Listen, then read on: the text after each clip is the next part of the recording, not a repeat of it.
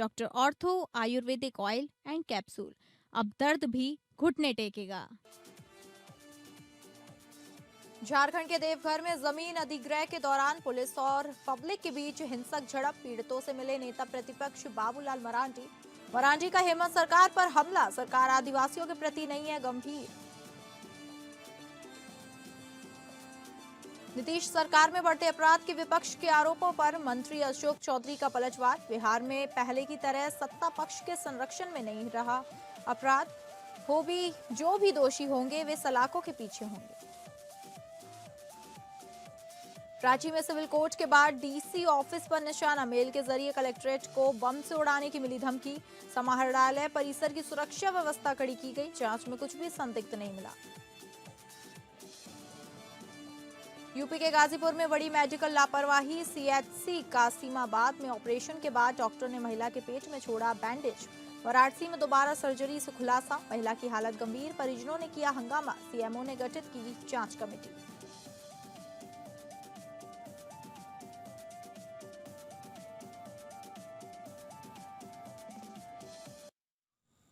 नमस्कार, आप सभी का स्वागत है स्टेट लाइव में और मैं हूं आपके साथ अंकिता सिंह। स्टेट लाइव की शुरुआत करेंगे झारखंड की खबरों से, जहां देवघर के बाबूटी मोड़ में पुलिस और स्थानीय लोगों के बीच हुई हिंसक झड़प का मामला अब तूल पकड़ता जा रहा है। गुरुवार को राज्य के नेता प्रतिपक्ष बाबूलाल मरांडी खुद पीड़ित से मिलने गए और सरकार पर कई सवाल उठाए। उन्होंने कहा कि जिस तरह की घटना देवघर के बाबूटी में हुई है, यह घटना उन्हें झकझोर कर रख दिया है। उन्होंने बताया कि पिछले दिनों उन्होंने जैसे ही यह वीडियो देखा, उन्होंने स्थानीय नेता विपिन जी से संपर्क किया और उसके बाद सारे मामले की जानकारी एकत्रित करने को कहा। उन्होंने कहा कि जिस तरह से पुलिस के द्वारा आदिवासियों पर लाठी बरसाई जा रही थी, उस तस्वीर को देखने के बाद उन्होंने अपने तय कार्यक्रम में बदलाव किया और देवघर आने का भी निर्णय लिया। पुलिस और पब्लिक के बीच हुई हिंसक झड़प में घायल लोगों से मुलाकात करने के बाद उन्होंने कहा कि संथाल में एसपीटी एक्ट लागू है, इसके बावजूद भी लोगों से जमीन छीने जा रहे हैं। उन्होंने कहा कि आदिवासी के लिए जमीन सबसे बड़ा होता है, क्योंकि उस जमीन पर ही वो रहते हैं और इस जमीन से उगने वाले अनाज को खाकर अपना जीवन यापन करते हैं। ऐसे में यदि सरकार आदिवासियों से जमीन छीन लेगी तो आदिवासी समाज कहां जाएंगे। उन्होंने जिला प्रशासन पर सवाल उठाते हुए कहा कि यदि उद्योग के लिए सरकार को जमीन की आवश्यकता हो तो कई ऐसे बंजर जमीन है जिसे सरकार अधिग्रहण कर सकती है। खेतीहर और उपजाऊ जमीन को सरकार अधिग्रहण कर आदिवासियों के पेट पर लात मार रही है। पहली दफा यहाँ आया हूँ और आज मैं इस कारण से यहाँ आया। कल मैंने देखा किसी ने हमको व्हाट्सएप में जो वीडियो भेज दिया था, मैंने उसी वीडियो को देखा तो किस प्रकार से महिलाओं को पुरुष पुलिस मार रही है और यहाँ जिसे भी चल रहा है, तो मेरे दिमाग में बड़ी कचोट रहा था। रात भर मैं सोचते रहा कि भैया आखिर वहाँ ऐसा हो रहा है। तब फिर आज सवेरे हुआ तो मैंने विपिन जी से कहा और विपिन जी को मैंने कहा कि भाई ऐसा वैसा मैंने वीडियो में देखा है, वहाँ देख के आइए, लोगों को बताइए। और फिर मैं गुड्डा से गिरिडीह जाने वाला हूँ रास्ता में, तो थोड़ा हम अपना रास्ता को टर्न कर लेंगे और एक बार थोड़ा सा प्लॉट पर जा करके हम देख करके तब हम बात करेंगे। तो फिर ये आए, फिर हमको इन्होंने खबर किया कि हाँ ऐसा ऐसा है और मैं आया। तो आप सब लोग देख रहे होंगे जमीन ये आदिवासियों की है। सरकार कह रही होगी कि 1974 या 75 में वो शायद उन्होंने एक्वायर किया। हमारा इस पर कोई दिक्कत नहीं है, सरकार करे एक्वायर करता है उद्योग धंधा के लिए। कि मेरा ये एक सवाल है, भाई ये संथाल परगना में एसपीटी एक्ट है। रांची सिविल कोर्ट के बाद अब डीसी ऑफिस को बम से उड़ाने की धमकी मिलने पर झारखंड की राजधानी रांची में एक बार फिर दहशत का माहौल बन गया है। दरअसल ये धमकी ईमेल के जरिए मिला है, जिसकी वजह से प्रशासन और पुलिस महकमे में भारी हड़कंप मच गया। वहीं सूचना के आते ही पूरे डीसी ऑफिस परिसर की घेराबंदी कर दी गई। इसके अलावा बॉम्ब स्क्वाड, डॉग स्क्वाड और पुलिस की कई टीमें तत्काल मौके पर पहुंच गईं और सघन तलाशी अभियान भी शुरू किया गया। साथ ही समाहरणालय के हर कमरे, दफ्तर और आसपास के क्षेत्रों की बारीकी से जांच की गई। इस क्रम में अधिकारियों से जानकारी मिली कि सुरक्षा को लेकर किसी भी तरह की लापरवाही नहीं बरती जा रही। उधर धमकी के बाद समाहरणालय परिसर की सुरक्षा व्यवस्था भी पूरी तरह कड़ी कर दी गई। इसके अलावा मुख्य गेट पर सख्त जांच अभियान चलाया जा रहा है। बहरहाल अब बिना जांच के किसी को भी अंदर प्रवेश की अनुमति नहीं दी जा रही है, जिसे लेकर पुलिस अधिकारी स्वयं मौके पर मौजूद रहकर हालात पर नजर बनाए हुए हैं। उधर पुलिस अब धमकी भरे ईमेल के स्रोत का भी पता लगाने में जुट गई है, जिसे लेकर साइबर सेल की टीम तकनीकी जांच कर रही है कि ईमेल कहां से भेजा गया है और इसके पीछे कौन लोग हो सकते हैं। मेल आया था, हम लोग को मेल मिला है, उसके मैसेज आया कि हम लोग जो है कलेक्ट्रेट बिल्डिंग को बम से उड़ाएंगे। उसी आलोक में हम लोग प्रिपरेशन के तौर पे बीडी टीम और डॉग स्क्वाड जो एक्सप्लोसिव एक्सपर्ट होता है उसको बुलाएं। उसी को बुला के हम लोग कलेक्ट्रेट बिल्डिंग के सभी ब्लॉक, पार्किंग हो सभी फ्लोर और सभी ब्लॉक को भी हम लोग चेक करवा रहे हैं। और नीचे पार्किंग में जितना पुरानी गाड़ियाँ हैं, पुरानी सामान रखा हुआ है, सारा चीज़ को हम लोग चेक कर रहे हैं। और फ्लोर में भी जो गमला वगैरह है या ऐसे कुछ सामान रखा हुआ है उसको हम लोग चेक कर रहे हैं। अभी तक सब ऐसे कुछ मिला नहीं है, फिर भी अभी कंप्लीट नहीं हुआ है, कंटिन्यू चल रहा है, उसको हम लोग देख रहे हैं। राज्य के नगर निकाय क्षेत्रों में आगामी निकाय चुनाव को लेकर अब कुछ ही दिनों का समय रह गया है, जिसे लेकर राज्य के सभी दलों में चुनावी सरगर्मी बढ़ गई है। इसी बीच राजधानी रांची में अब आज राज्य निर्वाचन कार्यालय पहुंचकर भाजपा की एक प्रतिनिधि मंडल ने लातेहार जिले से चुनाव में खड़ी एक प्रत्याशी को लेकर अपनी शिकायत की है। इस क्रम में चुनाव आयोग से मिलने के बाद पत्रकारों से बातचीत में उनका कहना है कि लातेहार समाहरणालय में कार्यरत एक सरकारी कर्मी ने अपने पद का गलत इस्तेमाल करते हुए अपनी पत्नी को जिताने की कोशिश की है।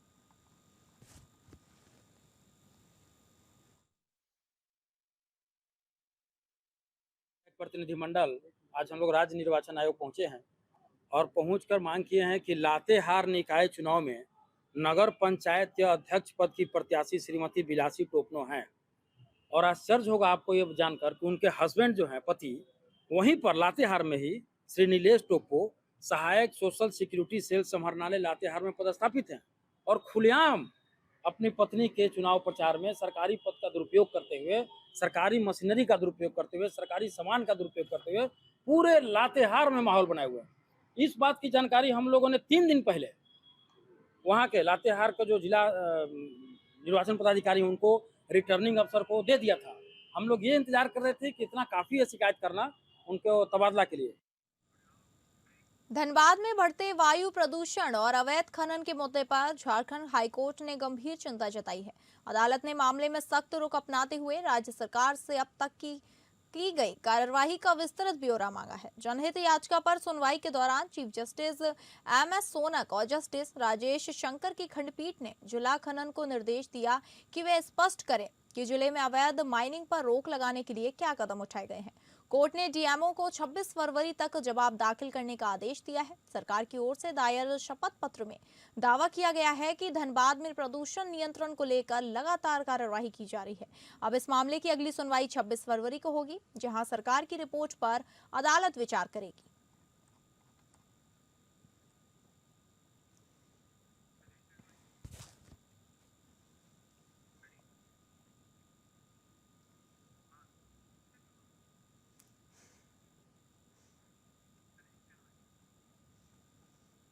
बोकारो के पिंडरा जोड़ा थाना क्षेत्र अंतर्गत नारायणपुर में बच्चा चोरी के शक में एक युवक की ग्रामीणों द्वारा पिटाई किए जाने का मामला सामने आया है। घटना का वीडियो सोशल मीडिया पर वायरल होने के बाद इलाके में हड़कंप मच गया। नारायणपुर में एक युवक संदिग्ध परिस्थिति में घूमता हुआ देखा गया। ग्रामीणों को उस पर बच्चा चोरी का शक हुआ, जिसके बाद लोगों ने उसे पकड़ लिया और उसकी जमकर पिटाई कर दी।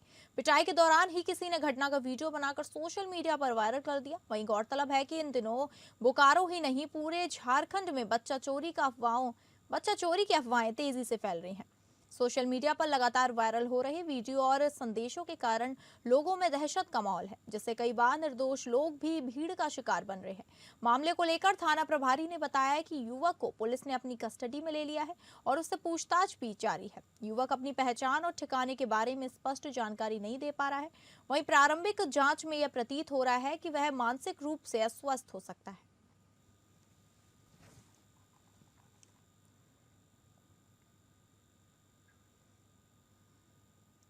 अब रुक करेंगे बिहार की खबरों की, जहां बिहार सरकार में मंत्री अशोक चौधरी ने विपक्ष के सवालों का जवाब देते हुए कहा कि बिहार अपराध कोई सत्ता पक्ष के संरक्षण में नहीं हो रहा है। उन्होंने कहा कि जो भी दोषी होंगे वे सलाखों के पीछे होंगे। अशोक चौधरी ने बिहार की स्थिति पर प्रकाश डालते हुए कहा कि आज से 15 साल पहले बिहार में लूट, हत्या, अपहरण जैसी घटनाएं आम थी और अच्छे व्यवसाय और कंपनियां यहां से पलायन कर की गई हैं। लेकिन आज स्थिति बदल गई है और जनता सरकार पर भरोसा कर रही है। उन्होंने कहा कि विपक्ष का काम सरकार को घेरने गिराने का नहीं होना चाहिए, बल्कि उन्हें अपनी जिम्मेदारी का निर्वहन करना चाहिए। अशोक चौधरी ने प्रेस ब्रीफिंग के महत्व पर भी जोर दिया और कहा कि लोगों को जानकारी मिलनी चाहिए। उन्होंने कहा कि वह इस मामले को सम्राट चौधरी के पास रखेंगे और प्रेस ब्रीफिंग की व्यवस्था करने का प्रयास करेंगे।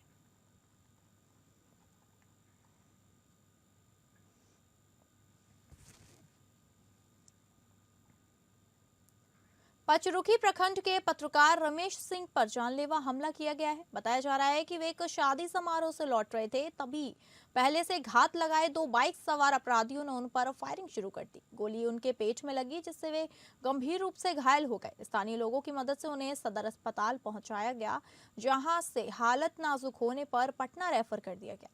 घटना की सूचना मिलते ही एसपी पूरन कुमार झा अस्पताल पहुंचे और मामले की जांच शुरू कर दी। पुलिस ने घटनास्थल से एक खोखा बरामद किया और प्रारंभिक जांच में आपसी रंजिश की आशंका जताई जा रही है। रमेश सिंह हिंदुस्तान अखबार के रिपोर्टर हैं और पचरुखी प्रखंड में सक्रिय पत्रकारिता के लिए जाने जाते हैं। इस घटना के बाद स्थानीय पत्रकारों में भारी आक्रोश देखने को मिल रहा है। पत्रकार संगठनों ने घटना की कड़ी निंदा करते हुए अपराधियों की जल्द गिरफ्तारी की मांग की है। पुलिस ने जांच तेज भी कर दी है और आरोपियों की पहचान के प्रयास जारी हैं। एसपी ने कहा कि पत्रकारों की सुरक्षा पुलिस की प्राथमिकता है और दोषियों को जल्द गिरफ्तार कर कड़ी सजा दिलाई जाए। घटना के बाद एक बार फिर पत्रकारों की सुरक्षा को लेकर सवाल खड़े हो गए हैं।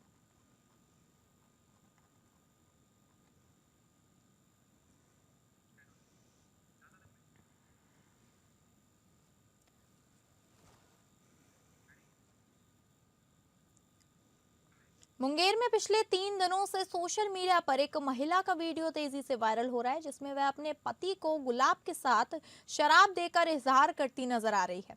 वीडियो रोज डे यानी 7 फरवरी का बताया जा रहा है। रील बनाकर इंस्टाग्राम और फेसबुक पर शेयर किया गया है। यह वीडियो देखते ही देखते वायरल हो गया, जिसके बाद मामला पुलिस तक पहुंच गया। वायरल तस्वीरों में महिला एक ब्यूटी पार्लर में पिस्तल के साथ फोटो खिंचवाती हुई दिखाई दे रही है। वीडियो और फोटो के आधार पर कोतवाली थाना पुलिस ने महिला कंचन देवी और लाइसेंसी पिस्टल धारक विशाल कुमार के खिलाफ मामला दर्ज कर जांच शुरू कर दी है। पुलिस ने घटनास्थल और संबंधित ठिकानों पर कार्रवाई भी की है। मामले में एसपी सैयद इमरान मसूद ने बताया कि सूचना मिलने पर सदर एसडीपीओ के नेतृत्व में जांच टीम गठित की गई। छापेमारी में पता चला कि वायरल फोटो में दिख रहा पिस्टल विशाल कुमार का लाइसेंसी हथियार है। फिलहाल पुलिस ने केस दर्ज कर आगे की कार्रवाई शुरू कर दी है और पूरे मामले की गहन जांच की जा रही है।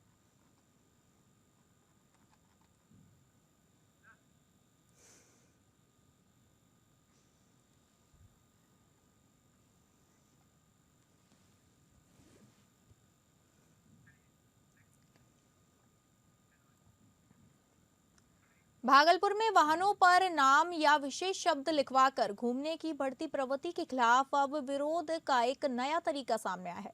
कार्मिक संघ से जुड़े लोगों ने इस पर आपत्ति जताते हुए अनोखे अंदाज में अपना विरोध दर्ज कराया है। विरोध के तहत एक 4 पहिया थार वाहन की नंबर प्लेट के ऊपर खुद रंगबाज लिखवाकर संदेश देने की कोशिश की गई। यह विरोध प्रदर्शन कार्मिक संघ के अध्यक्ष प्रतीक झुंझुनवाला की अगुवाई में की गई है। कार्मिक संघ के उपाध्यक्ष मनीष कुमार ने कहा कि जब तक अन्य लोग अपनी गाड़ियों पर लिखे नाम या शब्दों को स्वयं या प्रशासन के निर्देश पर नहीं हटाते, तब तक वे अपने वाहन से रंगबाज लिखा हुआ नेम प्लेट नहीं हटाएंगे। उनका कहना है कि यह कदम नियमों के पालन और समान व्यवस्था की मांग को लेकर उठाया गया प्रतीकात्मक विरोध है। लोगों के बीच भी वाहनों पर नियमों के विरुद्ध लिखावट को लेकर बहस तेज हो गई है। अब देखना यह होगा कि प्रशासन इस मामले में क्या रुख अपनाता है और वाहनों पर अनाधिकृत लिखावट के खिलाफ कोई कार्रवाई होती है या नहीं।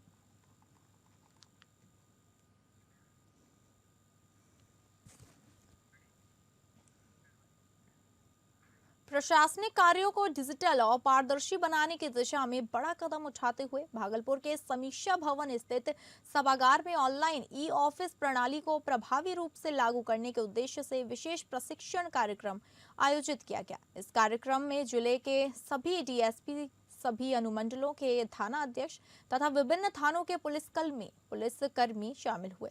प्रशिक्षण के दौरान विशेषज्ञ ट्रेनर ने ऑनलाइन माध्यम से केस दर्ज करने की पूरी प्रक्रिया को विस्तार से समझाया। अधिकारियों को बताया गया कि ई ऑफिस के माध्यम से केस दर्ज करने से कार्य प्रणाली में पारदर्शिता बढ़ेगी, समय की बचत होगी और आम नागरिकों को त्वरित न्याय प्रक्रिया में सहायता मिलेगी। प्रशिक्षण के दौरान अधिकारियों ने अपनी शंकाएं भी रखी, जिनका समाधान मौके पर ही किया गया। अधिकारियों को बताया गया कि ई ऑफिस के माध्यम से केस दर्ज होने से कार्य प्रणाली में पारदर्शिता आएगी, समय की बचत होगी और आम नागरिकों को त्वरित न्याय प्रक्रिया में सहायता मिलेगी।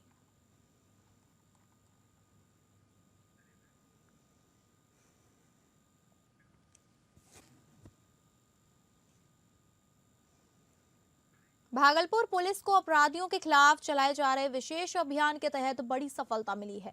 शिवनारायणपुर थाना क्षेत्र के हबीबपुर गांव में छापेमारी कर पुलिस ने 3 आरोपियों को हथियार के साथ गिरफ्तार किया है। टीएसपी 2 पंकज कुमार पासवान ने प्रेस कॉन्फ्रेंसिंग में बताया कि गुप्त सूचना मिली थी कि घोगा थाना क्षेत्र के 3 युवक अपाची मोटरसाइकिल से किसी बड़ी आपराधिक घटना को अंजाम देने की फिराक में थे। सूचना के आधार पर अनुमंडल पुलिस पदाधिकारी कहलगांव के नेतृत्व में टीम गठित कर छापेमारी की गई। इस मामले में शिवनारायणपुर थाना कांड संख्या 2226 के तहत आर्म्स एक्ट की धाराओं में प्राथमिकी दर्ज कर आगे की कार्रवाई की जा रही है। पुलिस की इस त्वरित कार्रवाई से क्षेत्र में संभावित बड़ी आपराधिक घटना टल गई है। पुलिस अब गिरफ्तार आरोपियों से पूछताछ कर आगे की साजिश और नेटवर्क की जांच में जुटी है।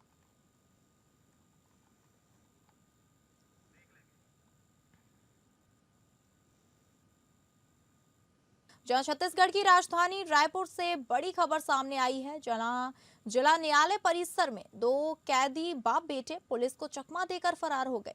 बताया जा रहा है कि पेशी के दौरान दोनों आरोपी सुरक्षा घेरे से निकलकर कोर्ट परिसर से भाग निकले, जिससे पुलिस महकमे में हड़कंप मच गया। फरार कैदियों की पहचान राजेश मरकांडे और तुलाराम मरकांडे के रूप में हो गई है, जो रिश्ते में बाप बेटे बताए जा रहे हैं। दोनों को मारपीट और हत्या के प्रयास के आरोप में गिरफ्तार किया गया था। अभनपुर थाने में इनके खिलाफ विभिन्न धाराओं में आपराधिक मामले दर्ज हैं और इसी सिलसिले में इन्हें कोर्ट में पेशी के लिए लाया गया था।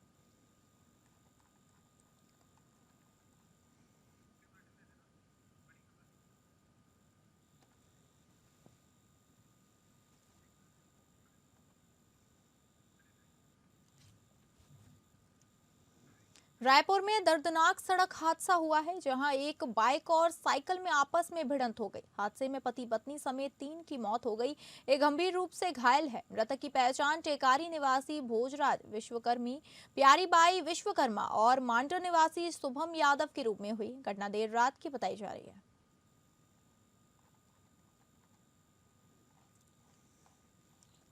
आपको बता दें, रायपुर में एक दर्दनाक सड़क हादसा हो गया है, जहां पर एक बाइक और साइकिल में आपस में भिड़ंत हो गई है। वहीं इस हादसे में पति पत्नी समेत 3 लोगों की मौत हो गई है और एक गंभीर रूप से व्यक्ति घायल है।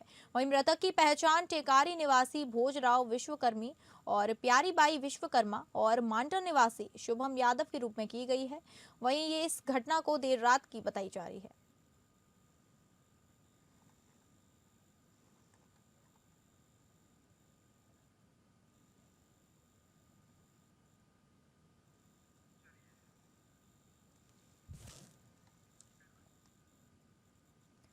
अब रुक करेंगे उत्तर प्रदेश की खबरों की, जहां उत्तर प्रदेश बजट को लेकर सत्ता और विपक्ष के बीच तीखी बयानबाजी शुरू हो गई। दोनों पक्षों ने अपने अपने तरीके से बजट की व्याख्या की और एक दूसरे पर जमकर निशाना साधा। कांग्रेस नेता आराधना मिश्रा मोना ने कहा कि बजट पर विपक्ष सदन में मजबूती से अपनी बात रखेगा। आराधना मिश्रा मोना ने कहा, सरकार फर्जी एनकाउंटर कर अपने आंकड़े बेहतर दिखाने में लगी है। राज्यपाल का अभिभाषण केवल औपचारिकता था। सपा के राष्ट्रीय महासचिव शिवपाल यादव ने बजट को आड़े हाथों लेते हुए कहा कि यह बजट भ्रष्टाचार को बढ़ावा देगा और विकास का कोई ठोस कदम नहीं है। डिप्टी सीएम केशव प्रसाद मौर्य ने विपक्ष पर निशाना साधते हुए कहा कि जो विकास करना चाहते हैं उन्हें विकास दिखता है, जिन्हें भ्रष्टाचार दिखता है उन्हें हर जगह भ्रष्टाचार ही नजर आता है। कांग्रेस का मनरेगा बचाओ अभियान बेअसर है, जी राम जी से गांव का विकास होगा। वहीं मनोज पांडे ने कहा कि बजट किसानों, महिलाओं और युवाओं के हित में है। किसानों को मजबूत करने के लिए हजारों करोड़ रुपए का प्रावधान किया गया है। योगी सरकार के मंत्री नरेंद्र कश्यप ने बजट को ऐतिहासिक बताते हुए कहा कि यह प्रदेश के समग्र विकास का मार्ग प्रशस्त करेगा और हर वर्ग के हितों को ध्यान में रखकर तैयार किया गया है। विपक्ष जहां इसे आंकड़ों और औपचारिकता का बजट बता रहा है, वहीं सरकार इसे विकास और जन कल्याण का मजबूत दस्तावेज करार दे रही है।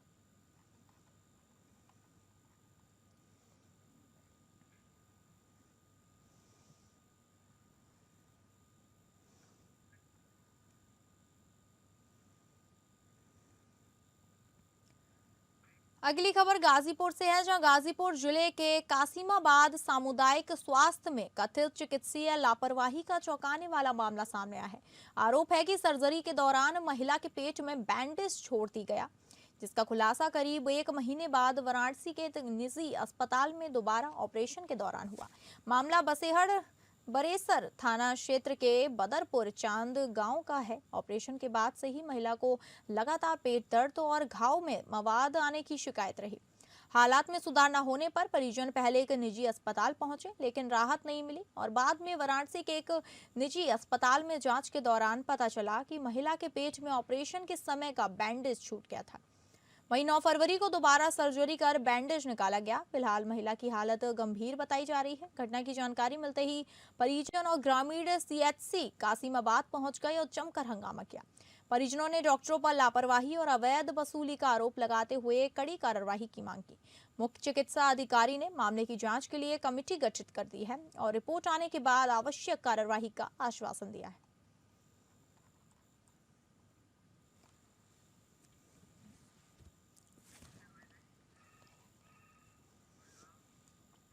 सरकार के जीरो क्राइम टॉलरेंस के दावों को खुलेआम चुनौती देते हुए बदमाशों ने दिन दहाड़े हाईवे पर एक कबाड़ व्यापारी का अपहरण कर लिया। बदमाशों ने पीड़ित से 9 लाख रुपए की फिरौती वसूलने के बाद करीब 8 घंटे बाद उसे अयोध्या जनपद के कुमारगंज क्षेत्र में छोड़ दिया। जानकारी के मुताबिक व्यापारी अपने बेटे को स्कूल छोड़ने जा रहा था। जैसे ही वह एक ढाबे के पास पहुंचा, कार सवार बदमाशों ने तमंचे के बल पर उसे अगवा कर लिया। पीड़ित के परिजनों ने रिश्तेदारों और करीबियों से रुपए का इंतजाम कर किडनैपरों को फिरौती दी, जिसके बाद बदमाशों ने पीड़ित को छोड़ दिया। परिजनों का आरोप है कि पुलिस मामले को झूठा साबित करने में जुटी हुई है।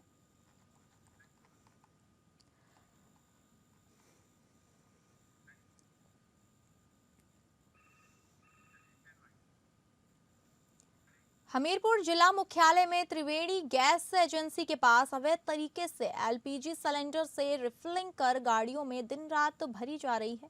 बताया जा रहा है कि अवैध एलपीजी गैस रिफिलिंग का यह काम काफी समय से चल रहा है। रसोई गैस सिलेंडर से यह लोग गैस एजेंसी से चंद कदमों की दूरी पर रिफिलिंग मशीन के माध्यम से वाहनों में सिलेंडर से एलपीजी गैस भरते हैं, जिससे किसी भी समय बड़ा हादसा होने का खतरा रहता है। वहीं मामले में जिम्मेदार विभाग कार्यवाही की बात कर रहा है। यहाँ पर दग्गा मारा गाड़ियां एलपीजी गैस डालने आती हैं।